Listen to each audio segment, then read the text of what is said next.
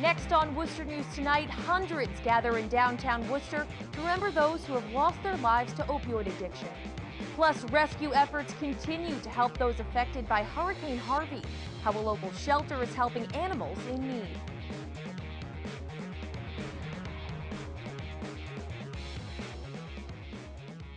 Well, good evening, everyone, and thanks for joining us. I'm Anna Botari. The effort to assist people affected by Hurricane Harvey here in central Massachusetts is growing. And this time, it's the WPI football team who's stepping up to help. As they prepare for their first game of the season Friday night, the Engineers are also preparing to collect as many donations as they can to send to the Houston area. Sophomore Billy Capellis came up with this idea and say they're asking for donations at tomorrow night's football game. I did a lot of research on what they needed most down there as far as like items, because obviously food isn't going to go very far, but more stuff like Band-Aids, flashlights, batteries, just things that they can use that won't go to waste or won't go bad. Well, donations will be collected on the WPI campus Friday night at the Higgins parking lot. Tomorrow night, we'll have more on this donation effort, including the reaction from a student whose family is currently in Texas, dealing with Tropical Depression Harvey. Well, we continue to follow the unfolding disaster in Texas. The people there are not only dealing with flooding, but they're also now concerns about a chemical plant that could have exploded. Jay Gray has the latest. It's become part of a difficult, tragic daily routine. Survivors pulled to safety in areas still underwater, and patients moved from hospitals in the strike zone. Over 7 straight days, tens of thousands have been rescued in southeast Texas, and the effort is still far from over in neighborhoods where the water just won't go away. There is no storm as tough as the people of Texas. A toughness so many are relying on right now. Once we clear our assignment grids, in spots where the water has started to recede, the mission on the ground is beginning to change. Fire department. First responders going door to door. Families getting back into their storm-ravaged homes. You feel mad, angry, sad, and then just mentally exhausted. Many, like April Rangel, searching for anything they can save. It's more the memorabilia, your photos, and the stuff that, was her mother's that we're trying to really salvage. But there's little left. Piles of debris have replaced the pools of water, and this is just the beginning of the recovery. Eventually, one of the largest missions that's going to take place is mucking out houses and helping people try to save their homes. Hundreds of thousands of homes battered by Harvey. FEMA estimates 450 to 500,000 homes have been affected by Harvey. In Houston, Jay Gray, Worcester News Tonight. Well, dozens of animals impacted by the flooding in Texas have been transported to a local shelter. And this isn't the first time the Sterling Animal Shelter has done this. They also rescued pets during Hurricane Katrina. Our Catherine Andrioli has more. Dogs that came to us from Texas are basically our hurricane survivors. Lee Grady says 23 dogs are now at the Sterling Animal Shelter. They were transported from shelters in Beaumont, Texas, impacted by flooding from Hurricane Harvey. Came to us just as the town was being evacuated, the clinic they were being boarded at was starting to see water rise. Grady says many shelters were forced to evacuate from rising floodwaters. The Sterling Animal Shelter received 2 transports from shelters in Beaumont. Today, the animals were being evaluated by a veterinarian. We found some minor skin diseases with some dogs, probably just a result of stress and, not being in a clean home environment. Several dogs were spayed and neutered today. Dr. Tamara Pikulik worked with the animals evacuated during Hurricane Katrina. Having veterinarians as a part of evacuations and making sure these animals, whether they're owned or not, are safe is very important. Brady says this hurricane is an important reminder for everyone to have a plan to protect themselves and their pets in the event of a natural disaster. And to make sure that everybody, even in New England, has a disaster plan for evacuation of their family and their pets, and that they know what is going to happen. In Sterling, Catherine Andrioli, Worcester News Tonight. More than 100 people gathered at Worcester City Hall tonight for a candlelight vigil in honor of National Overdose Awareness Day. White candles represented a life lost to addiction. The gathering is to not only remember those who have passed away, but also to acknowledge the grief felt by family and friends. Dr. Maddie Castile, Commissioner of Worcester Health and Human Services, says for years the disease has had a stigma attached to it, and it needs to end. We began training our city employees, workers of the public life. People need to understand that is why addiction is a disease, and to be able to explain to them in a way that they can understand why people do the things that they do. If they understood the disease about addiction, they will understand that. And if people understood that, that's how we're going to start working together. Dr. Castile says tonight's vigil is just one way they're bringing awareness to the community. In the near future, the city plans to create a memorial at Peace Park in honor of those who have overdosed from opioids. Well, Labor Day weekend is fast approaching. It's a sign to many as the end of summer and one last weekend to get away. Our Brittany Schaefer has more on what you need to know about hitting the roads this weekend. Especially with a good weather forecast, lots of company on the roadways. AAA is forecasting a busy travel weekend for Labor Day with close to 1 million Massachusetts drivers expected to hit the road. I would advise anyone who's traveling for the Labor Day weekend to tank up now before prices go up even further. AAA Northeast spokesperson Mary McGuire says the effects of Hurricane Harvey are hitting Massachusetts as gas prices rise 12 cents per gallon in a week. The Gulf region is the main producer and supplier of oil and gasoline in the U.S. We are bound to see ripple effects, and we are seeing those. We were at 226 on Monday. We're probably now in the neighborhood of 236 or more. The higher prices at the pump and increased traffic has some in Worcester County second-guessing their plans. I filled up this morning. We're going in the car using gas that we shouldn't. It's better than what's going on for the poor people in Texas.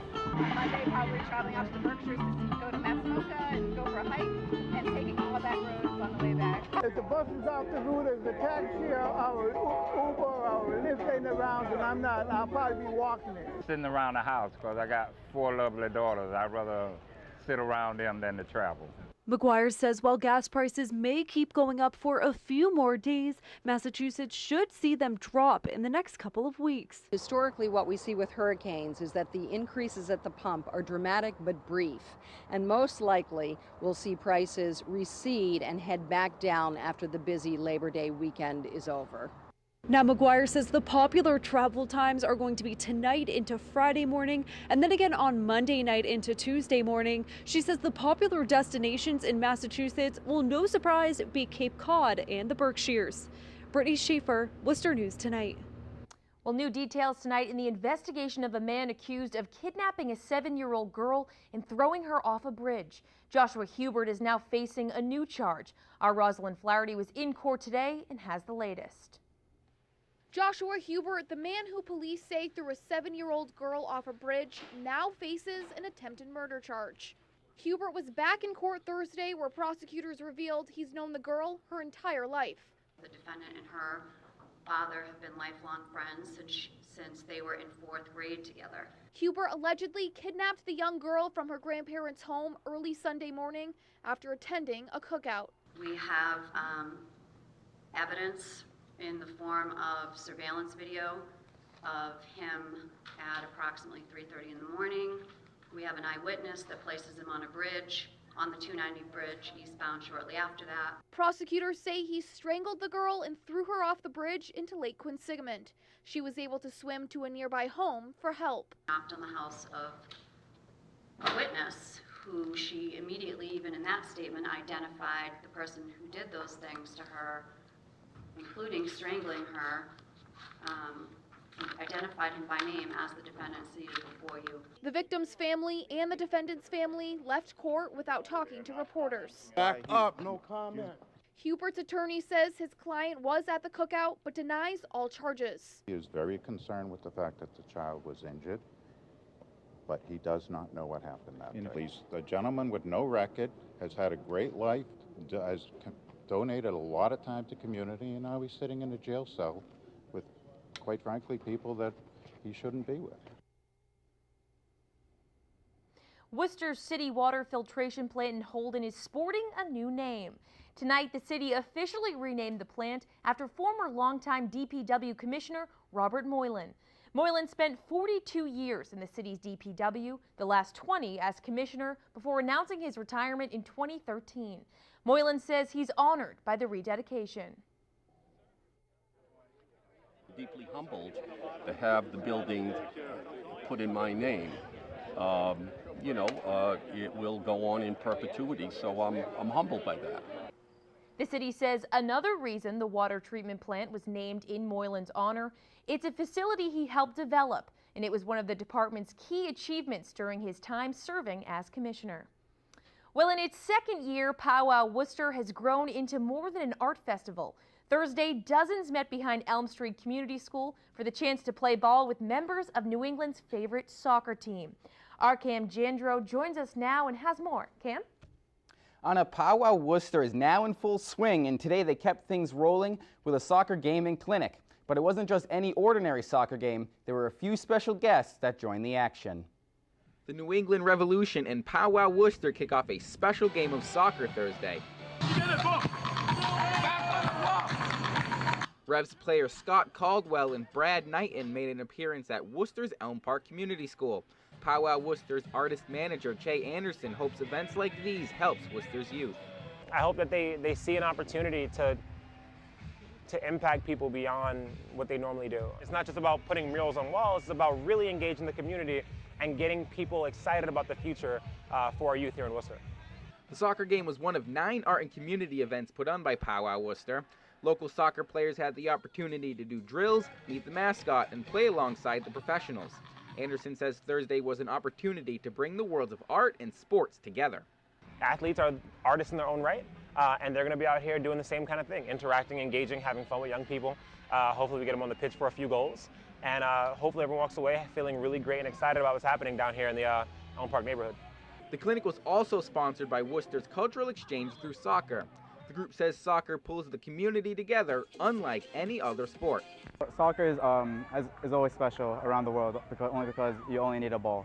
You don't need to learn special tricks, you don't need to do anything. It's just you and a ball. It doesn't matter if you can kick it hard or soft. It doesn't matter if you can do a rainbow flick or it can't. Now, there are still a few more events before Powwow Worcester wraps up for the year Sunday night. For more information, you can visit their website at powwowworcester.com. Anna? Good stuff. Thanks, Cam. Well, now to Groton. Signs reading "All are welcome" are sparking controversy in the town. Desiree Wiley takes a closer look at why some people are upset with these signs. It says Town of Groton, all are welcome. These stone markers sit on the side of major roads as you enter the town of Groton. It's just to show that Groton is a welcoming community.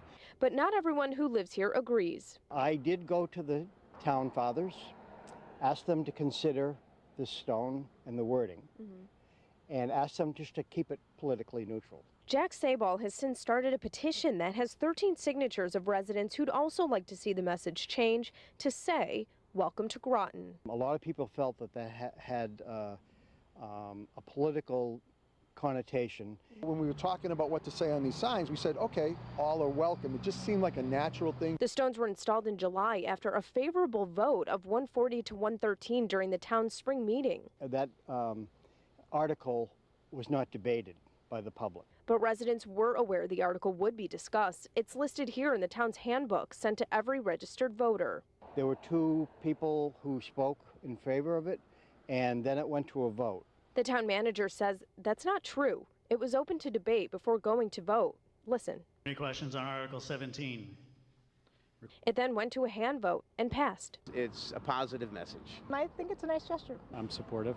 There are currently 5 of these markers installed as you enter the town of Groton. The town still has 3 more to install, but as for the debate on whether or not to change the stone's message, that will be discussed at the town meeting in October. In Groton, Desiree Wiley.